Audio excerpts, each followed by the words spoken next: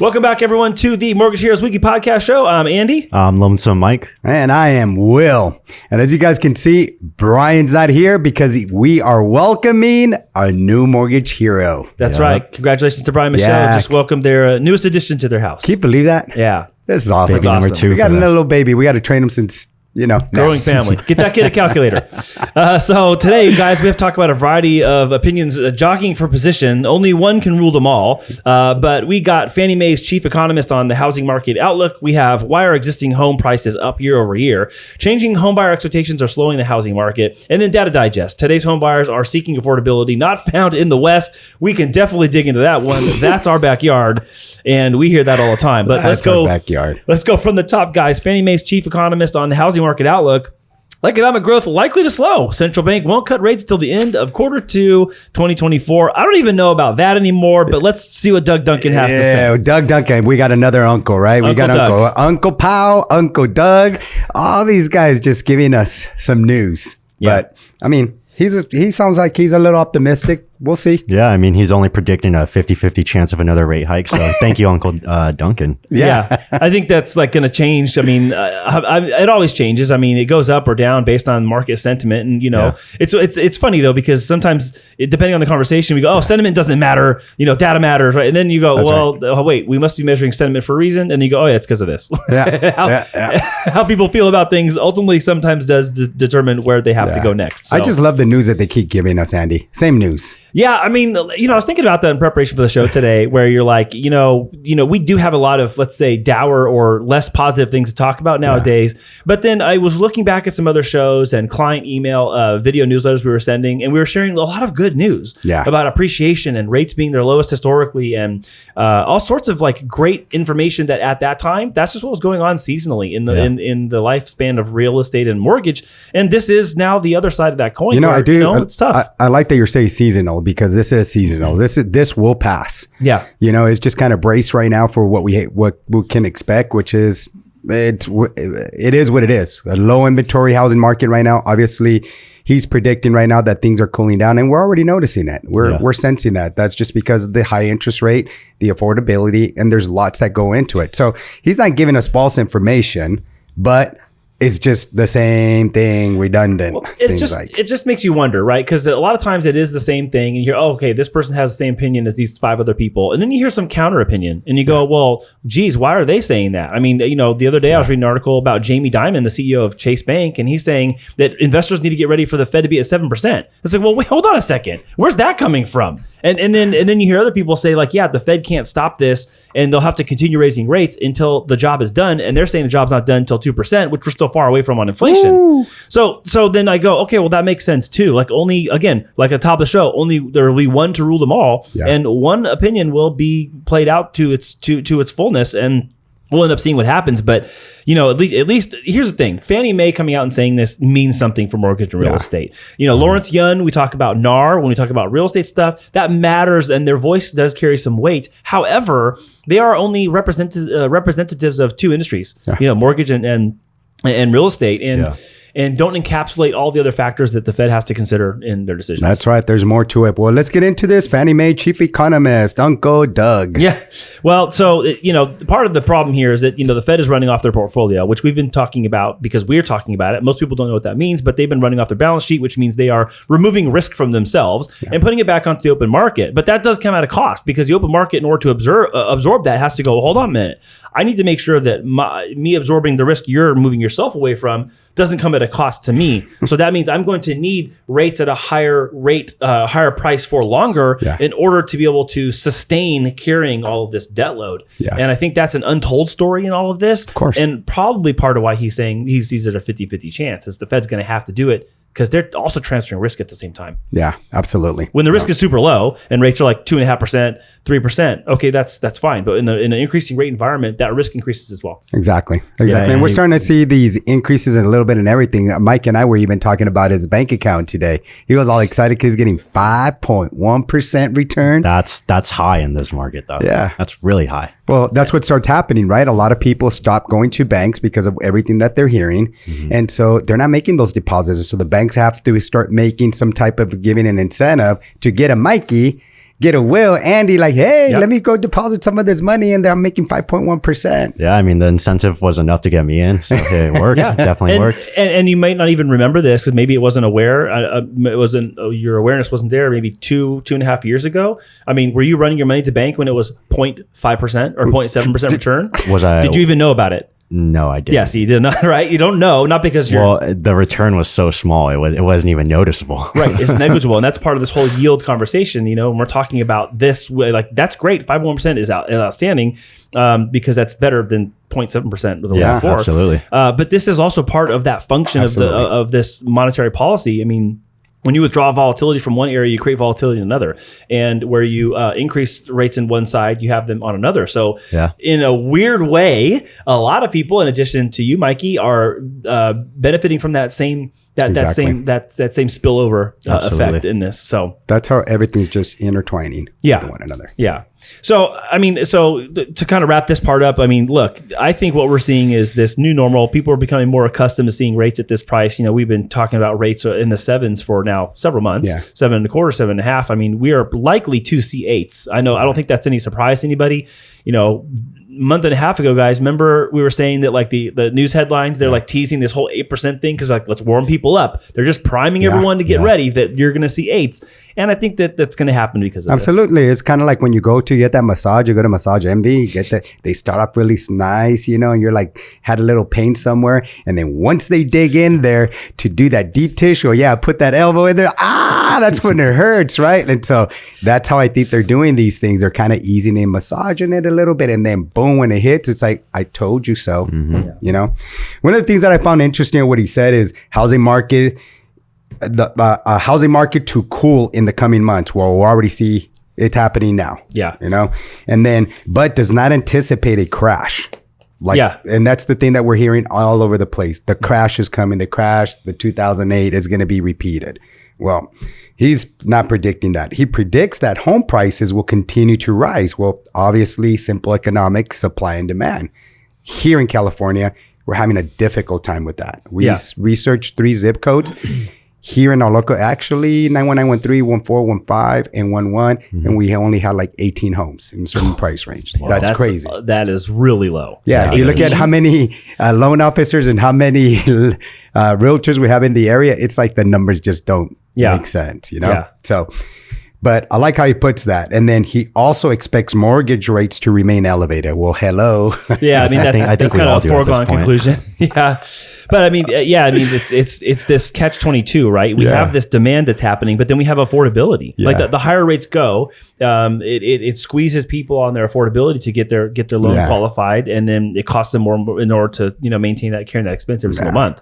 So it's like the demand is there. There's a want for homes. We lack inventory, and then to finance the home, your carrying cost is going to cost you more, and it's going to take more to qualify. I'm just more like, Andy, Uncle Doug, tell us something better here. Yeah, come seriously. on. Yeah. Tell us something different than what everybody's already saying. So, I'll tell you this part. And again, maybe this is him just trying to like shine some light on the situation. Here at the end of the article, it says when the Fed is done with the inflation fight and the economic growth is back to the 2% to 2.5% level, mortgage rates will probably run 4.5% to 6% over the cycle. So here's my big question. Yeah, but when's that going to be? That's a great forecast. Yeah. When is that going to be? Yeah. We don't know. He doesn't know. So it's kind of like this, let's give everybody something to hope for, which is fine. We should be optimistic when there's a case to be optimistic, but again, there's no time frame on that. Yeah. I think that makes this very difficult to make. It's hard when there's no finish line in sight. Yeah. I wish it was like The Price is Right. Probably something you never even heard, right, Mike? I've heard of it. What? Yeah, I haven't watched it. But it's like The Price is Right. Like just door number 1, 2, or 3, and it's like it'll just happen now, right? Yeah. We'll get rewarded immediately. Yeah. Yeah, and we've talked about this before too. Like people are going to have to make a choice. The market's going to do what the market's going to do. There's going to be more contraction in mortgage and real estate. There's going to be more attrition. You see a lot of people leaving the industry, and that's fine. I mean, a lot of people are going to have to do that. And again, to everyone who's watching, and maybe you're watching our show for the first time. time, one of the advantages of being able to sit here and talk about these things is that, at least for Will, for Memo, and myself, having done this for 18 years collectively, or I'm sorry, 18 years apiece now, our collective experience allows us to sit here and tell you the insides and outs and what things are happening on the back end and what that means to people on the front Absolutely. Side. Andy, you can't buy experience. You have to go through it. You definitely pay for it, though. Oh my God. There we go. But the good thing about this is just one expert's opinion, right? So it's just an opinion. Yeah. There's others in there. What really is going to help us understand all of this is really what's happening in the market. Yeah. Okay. And we're not just talking about real estate. We're not talking about just, lending. We're talking about in general, there's a lot of things that factor into all of this. Mm-hmm. The job market is just strong.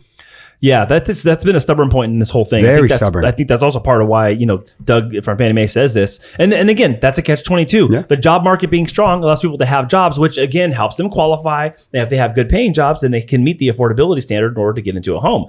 But on the other side, the jobs being sticky and being the tight labor market means that the Fed's going to keep rates higher for longer, and they won't ease up until they see a correction in that. So it's this tug, and it's like a tug of war that's just constant. Exactly. Yeah. I mean, hey, they continue to buy gas at the prices that they're $6 and change. Hey, you guys, I know. I went to $7.39 the other day. I saw $7.39. Really, I found some cheap gas the other day for $5.75. Oh, so it was only $90 to fill my tank. I wasn't revving the engine on the way home. There was a downhill. I took my foot out the gas. I'm not using any more gas. Andy, you remember those times? Just put it on neutral. Oh yeah, and go. And I hate to admit and go with the momentum. Me thinking, wow, $90 to fill my tank. That was a great deal. I know. Isn't that crazy how the opinion has shifted? I mean, but again, that's kind of part and parcel for the same thing with our buyers too. It's like, we're getting used to 7% rates, 7.25%. I mean, isn't that crazy? At one point they were saying, into 2023, we should be at the 5.5. And that's going to be it. But we're way past that. If you called someone right now and said 5.5, you'd have 10 people out the door. Exactly. Yeah. Which is crazy, because if you told them that in 2022, that 5.5 would be a good rate, you're nuts. You're way out of bounds. 3 all day. Give me 3. Yeah. They ain't getting 3. That's crazy. You're not getting 5.5 now. Oh yeah, and it's going to continue to change. The good thing is you're young enough to understand this change, and you're actually in one of the toughest industries that have these cycles. I mean, the good thing is I always said back in the day, 10 years of a good, prosperous real estate market, and then we'd have 3-4 years of a not so good, challenging one. So the good thing is you're going through this, you're understanding it, and the name fits you, Lonesome Mike. It's been long enough. I have a good understanding. It can change, guys. You got your work uncles over here in the corner. All right, guys, let's move on. We're going to talk about why are existing home prices up year over year. This is from Housing Wire. Existing home prices are up 3.9% year over year, with demand near 21st century lows. Which is odd because demand in certain places is actually higher than that, but we won't get into that. So how is this possible, guys? Existing home prices are up 3.9%. Let's talk about it. Well, Andy, we have too many people chasing too few homes. Yeah. What do you guys think about that? I love it. Done. That's it. Economics 101. Supply and demand. All right, Mikey, you've graduated. On to the next. Let's just get it. That's the wrong song. I was doing the president's graduation march. Exactly. 3 things. It's just going to be the low supply. Yep. Right? High demand and inflation.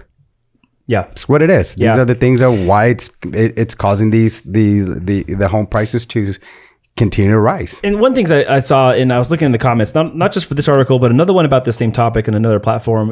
People in the comments were arguing with each other because there was a very overlooked misunderstanding, which is, housing is crashing. No, prices are fine. No, but housing volume is crashing. Yeah. Oh, that's different. And so people are confusing volume of sales, meaning units of sales, are markedly lower this year than they were last year, which is lower than the year before that. Yeah. Versus the prices stabilizing. So.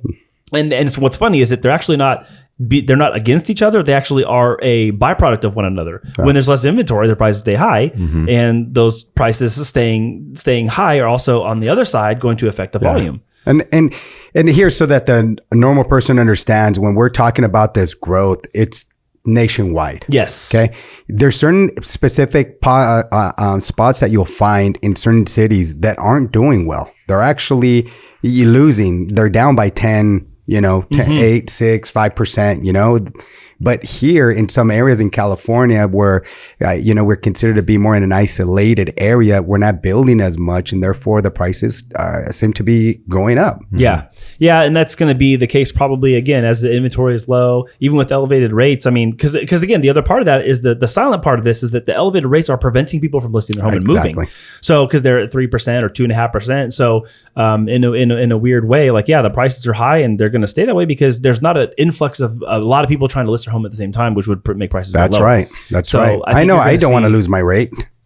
Oh yeah, I mean, how many times we talk about golden handcuffs on the show? Like Brian talks about, it's kind of like a Brian thing now, but we talk about golden handcuffs all the time.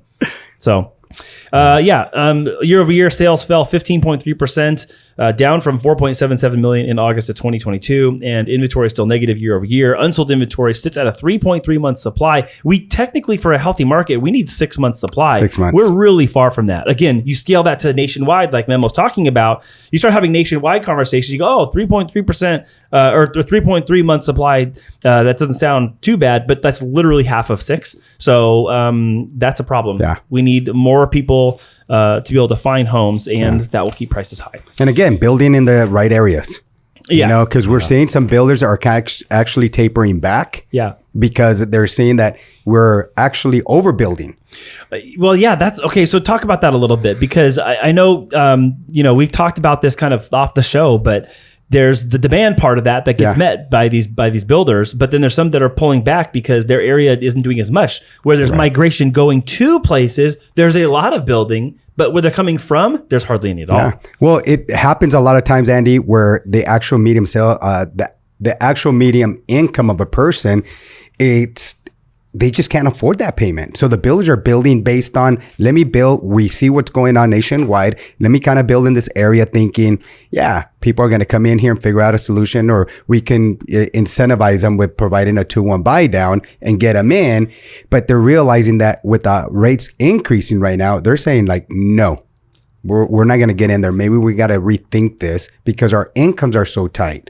More than half our income is going to go towards paying this property, and we can't afford that. Mm-hmm. Well, and even with incentives, I mean, it's still super expensive. For example, I had a client send me an LE from some new townhomes that he got, and they quoted him a 5.875% rate, which seemed a little. I was like, how are they doing that? Yeah. So I asked him for the LE, and I showed him, hey, look, the total cash to come in to even get this special financing they keep telling you about is $80,000. Jeez, you have $34,000. Like, are you prepared to, come in with that much more? Wow. And it's like, there's always a hidden cost to it. Yeah. Wow. That's crazy. Yeah. If it sounds too good to be true, then probably is. Yeah. So another takeaway here for me, guys, was that, they keep talking about inventory is low. Yeah, we know that. But inventory is low, yet demand isn't collapsing. And ding, ding, ding, I think it's because rents remain high. Yeah. So, I think as people look at what their pocket outflow every month is, I'm spending $4,000 a month on rent for a house, $4,500, $5,000 for rent. Like, if I want to spend $5,000, it might as well be to something I own versus just renting this place again. Might as well. There's like, I think there's probably like a ghost factor to this where that psyche, I know that's in people. I know that's in their head. A lot of times people don't also know that there's also benefits in owning. Owning, when you're paying down principal, because these payments are based on principal and interest, right? When you're paying down principal, it's like you're actually putting some money into your savings account for a later time, right? It's kind of like a retirement account if you look at it like that. In addition to that, there is what's called a tax write-off. All your interest and property taxes will be your tax write-off. So therefore, if you're making good money, most rich buy property. Why? Because they have these write-offs. Yeah. When you rent, you don't get any of that. And I've done it. Yeah. There was no benefit to that. Yeah. When values went up in homes, guess who didn't earn that value? Yeah, you didn't. No. I didn't. Yeah. I didn't. So I think savvy people that are they have good income and they're renting right now and they're paying that $4,000 or $5,000 a month. Like, man, if I'm going to pay this, I might as well. That's right. I might as well own the thing at that point. Yeah, that's right. And I think again, it's lack of knowledge. A lot of people don't know what they don't know. They just, hey, we see that the appreciation may go up, but there's other benefits that go with it. Yeah, absolutely. All right, well, let's get to the next one, guys. Changing home buyer expectations are slowing the housing market. Yeah, duh. Home sales each week continue to be at depressed levels. Available inventory of unsold homes is growing. And, even though it's not unusual for there to be a small jump in new listings during this time of year, that's mostly because people are thinking, oh, if I want to close on the sale of my house, I got to get it on the market in September so they can get in escrow in October, close by November. We can have Thanksgiving and Christmas in our new place. So there's this buyer behavior psychological element, at least from my own track record and seeing lots of conversations like this. So something that's been going on for years. It's just been the cycle, but right now it's a different cycle. One, we have a shorter supply of homes. We've been talking about that. Second, the rates are all-time high, 23-year high. We haven't seen that in over 23 years to be an average rate of 7.7%. Yeah. It is just crazy. Yeah. So if you look at it, and a lot of people say, well, when I first bought my home, it was at 19%. Yeah, you paid $50,000 for the house. Yeah. That's right. Very different. Yeah. Very different from when an average here in San Diego, it's $890,000 currently. Right. Nationwide, it was at $407, I believe. Yeah. Is what they put out there. So if you're really looking at that, your rent or a mortgage payment's gone up to $2,600 to $2,900, and that's nationwide. Yeah. Which is crazy. Yeah, that's hard, and this signals a psychological change. I mean, it's obviously a behavioral subset of what is true in the market. Correct. And expectations are going to drive what people do or don't do all the time, and their ability to do that. And seasonally speaking, September is right before we get into the holiday season, but it's also right after this spring summer push. So traditionally, everyone's warming up in the spring and in the summer. They're making their moves. They're trying to get into whatever new neighborhood for the new school that their kids are going to go into and get settled before the school year begins. And then there's kind of this lagging effect. Oh, you didn't do it then? Okay, we'll do it in September. And you still have some time, coupled with, let's get this done before the end of the year. So I think it's kind of a both and situation. And ironically enough, when people decorate their homes for Thanksgiving and Christmas, they actually get really good value on their offers because they're seeing a house in an environment in the way they would envision it for themselves. Yeah, staging makes a huge difference. Big time. And so I know that happens too. But the changing perception of hey, and I mean this. Again, I'm gonna go back to the Fed. Part of this is if they're standing up there and they're saying, "Hey, rates are gonna have to remain at an elevated level for longer." They're telling everyone in this soft way, you just got to get ready to be patient. Be patient. This is gonna take some time, and we ain't out of the woods yet. Yeah, well, I think this is going to be a different holiday season for sure. Yeah, with not having a lot of supply and people holding on to those low interest rates that they had. Yep. And consumer confidence just being. I think it's going to be rough. It's one of the lowest, out there when it comes to purchasing a home. And why? The rate's just not affordable. Yeah. Well, especially for the people. I mean, because imagine they mentioned in here, buyers early in 2023 had slightly lower rates than now, and we're optimistic that mortgage rates would still go lower. Right. I mean, imagine how those people feel now. Yeah. Well, I was going to tell you this little story from the Wayback Machine. I remember in my first year in 2005 doing loans, I remember locking a fixed rate loan 30-year at 6.5%. Yeah. And 6.5%, that's just the way it was. And I was like, okay, it's 6.5%. Yeah. But now we're staring down high 7s and 8s. Now we're talking about 8s. Even in our 18 years, I've never seen an 8. I've never even done a loan higher than that 6.5 on a lock. I've done it on the hard money. Well, yeah, I mean, yeah, of course, yes, hard money, HELOCs, yes, but traditional mortgage money, I've never done one. I literally got in after they were 3%. They started creeping back up.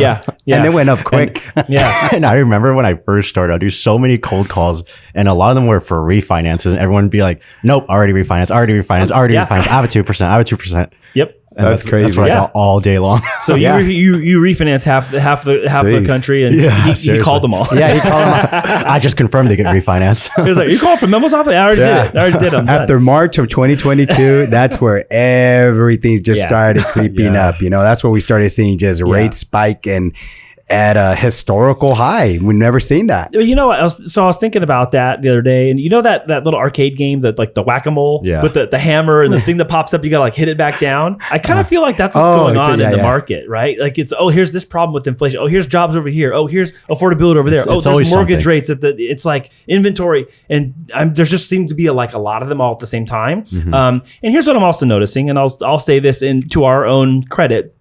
I don't see a lot of people talking about this. I think it's because they don't want to. They're scared to. They don't know what to say, or they're afraid that they're going to be, like lambasted in the comments or whatever. But look, this is what it is. These are the cards we've been dealt, and we got to play our hand. Well, the good thing with us is full transparency. Yes. If you're not in a position to do it, you can't. Your finances will tell us. And that's what we're here to do, is to make sure that we're analyzing your financial situation and pointing you in that right direction. Yeah. So we talk about this because we just want to not be hiding the truth. Here it is. But this is why we feel you'll benefit from it, you know? And if you can't right now, hey, everybody's situation is different. Yeah, and there's no advantage to not talk about these things, No, because it's exactly. true whether we talk about it or we don't. So helps. everyone being silent doesn't help at all. Absolutely. You know, Andy, if for me internally in my own household, I always talked about the 3 Ps, right? And so I just want to be better prepared. I'm actually scaling down a lot of things. You know, you guys have seen me write down my Corvette and stuff. Guess what? I'm putting on the market. I want to survive this, because we already know if we go through this momentum and we start creating a difference, we're just going to catapult out of this. Yeah. Yeah. You know, and the next season is going to be a very good season. Yeah, and then that's a good case to be made for being nimble and being a kind of company that is insulated in some regards, but available in many others. Is we can make swift changes when we need to. But I would say one of the things that is going to help us most coming through this upcoming season is doing this, having honest conversations with people, talking to new guests that we're going to start in the new year, and some other show ideas that we're going to come up for you guys to help not only increase the value of the show, but also do more education and preparation for people who do want to get into homes, because there need to be solutions for people. And we're actually right now behind the scenes working on all that, so we can introduce to you guys coming up soon an entire solutions environment for the mortgage heroes, where you can literally kind of choose the scenario, find a solution, and then determine if it's something that you can qualify for. As our good faith effort to, in a difficult market, put you in a position to win. That's right. Well, we don't need to belabor the point about inventory, guys. Actually, now that I think about it, we've talked about this a lot, and that's fine. But there was one thing I just wanted to say, that the expectation about rates not falling is growing. I think that the changing buyer expectation and kind of the sentiment is important, and just the dealing with reality. And I bring this up because I was having a conversation with a bankruptcy attorney a few weeks ago, and I was talking to a financial planner last week, and they both shared similar stories that you shared with me, which is there was a homeowner who had a lot of equity in their house. They ended up taking out a line of credit to pay off all their consumer debt, credit card, and stuff they'd been spending on. So rather than go the bankruptcy route, they used the home equity to solve the problem. Rather than taking money out of the retirement account, they used the home equity to solve the problem, because it's just so much. And so I think that despite the rate market being where it is, if you're a homeowner already and you're watching this show, your house is going to be, I'm going to say piggy bank just for ease of understanding, it's going to be your piggy bank for a little bit. If you have a super low rate on your first, the home equity line of credit, or the HE loan, the HE loan, or fixed second, is going to be a good solution for you moving forward into 2024 or maybe in 2025. Yeah, exactly. I mean, the good thing about that, keep your same rate, because it's low, right? Yep. And if we're going to get a second on there, 9, 10, 12%, whatever, you still have a low blended rate. If you're really thinking about it in comparison to having all that credit card debt. And again, it's not a tax write-off when you have it as a credit card debt, but when you're taking interest in a certain way, it can become a tax write-off, especially if you're, doing it for home renovations and stuff like that. Yeah. Yep. And that is how the rich stay rich. Hello. So any of you that are watching this segment of the show and you want to learn more about what's happening with home prices and inventory and all that, you can look at Altos Research for more of the nerd stuff. You can call Memo and you talk to Lonesome Mike about that on your own personal situation. But let's close out strong today, guys. Let's talk about the data digest. Today's home buyers are seeking affordability not found in the West. I made mention earlier to there being this like migration. I was kind of soft selling the idea that we're going to talk about migration today and people leaving certain states and going to others. And wildly, the West is becoming less and less affordable, and there's a lot of people leaving the West. Yeah, I mean, I do hear a lot of people now, they do want to leave California. But to be honest, as someone who lives here, and seeing that the home values are still, remaining high, I feel like that's a good thing for us, right? I mean, yeah, it is. Yeah, I think it's a good thing too. I mean, again, like there's going to be seasonality to things, and again, affordability preventing you from buying. If your priority is I want to own a home, well then if that's your number one thing, you're gonna have to go to a place where you can afford that. Yeah. But if your number one thing is I want to live in California, then you sort out, well, what do I got to do to live wherever it is? How much it's going to cost me, whether I rent or buy? And then I handle the other priority of wanting to be a buyer later or in another fashion. So I think it comes down to personal preference a lot. But the shift of kind of where affordability lies is not new. California has been one of the more expensive places to live, like Hawaii and New York specifically. In California, you got San Francisco and Los Angeles and Orange County and San Diego. New York, you got New York City, right? You got some places in Florida like Miami. You got all of Hawaii. So that's not new in that sense. But I do think that you're seeing migration numbers of people going from states like California to Idaho, Nevada, Oregon, Washington. Like you see some of that. Yeah. Well, I tell you what, I'm going to leave California if McDonald's keeps getting pay increases. McDonald's? This $20 hourly rate. Chicken. If I'm going to go buy a freaking hamburger and it's going to cost me more money, I'm out. Hey, you know what? That's your breaking point. I think they're paying that machine at the front when you walk in. They're paying that machine $20 an hour. $20 an hour. Push the thing. How convenient. It's just crazy. But no, I tell you, a lot of people, we've actually helped a lot of people sell their houses here because when they got in their house, they're like, we're going to move out of state. Do you know a realtor? So we put them right back, to that person. If we didn't deal with that realtor, we'll set them up with somebody that we know is really good. Anyhow, they'll move to the other state and then they'll call me back and say, I think I'm going to go back to California, right? The weather and certain things that they don't like. And we see that it's very common that they go stay maybe a year, 2 years. And they're like, I shouldn't have sold my home. I should have just stayed in California. It's hard to beat it here, to be honest. Yeah. Sometimes just having a lower payment in a home is not the best thing for a person. Yeah, and that can be very situational too. In some cases, and I'll use my own family's example where part of my folks moving out of California was for two things: to be closer to our other family members, number one, and number two, to go into the retirement years where they needed a smaller place that was in line with what their position was financially for the remainder of their years. And so that was much more the motivator than, well, what's the market doing? Where are interest rates at? What's the house price? It has nothing to do with that. It was all motivated by what do I want the best part of my life to conclude? Yeah. And that decision was driving that. And it was towards a lower cost, but also towards where do I want to be? Where do I want to wake up every day? Where do I want to spend my time? How do I want to spend it? And that was the driver behind all of that. Yeah. Yeah. So the West, I think, is going to be a haven for people who are, more, I shouldn't say more young, but on average, like you get a lot of young families here. Yeah. You get entrepreneurs. We have had some companies leave California, but we have some companies that are wildly successful in California for a variety of reasons. A lot of them too. That's right. And so, I think there's again, we always talk about this, but like every neighborhood is different, every city is different, and every state is different. So even though you can say these things nationally or about the West in general, what is true for the entire West is not always true for San Diego specifically. Always got to zoom in on your actual market that you're in. Yep. Absolutely. Well, the good thing is we're talking about affordability, and the reason why I bring up McDonald's, they just got a big pay increase. Yeah, I saw $20 an hour. Yeah. You know what I mean? Well, Thanks, UPS has got a big one. UPS drivers, you got the United Auto Workers right now on strike. You have Hollywood on strike. I mean, so there's going to be increased costs like kind of going through the market. And again, are they going to roll that back when inflation goes down? No, they will not. Of course not. And that's the reason why we're starting to pay more for things. Yep. Because the more a company needs to pay out to a certain person, there's more carrying costs, and therefore they got to pass on that to the consumer. Right. And that's what I'm saying. I'm going to pay more for my hamburger and fries. Those golden fries are the best, though. Yeah, they are. Yep. So anyways, the articles talk about the nation as a whole, home values have hardly changed since last year. Well, I mean, again, where are all the fear mongers? The sky is falling. Where's this great crash that's going to happen?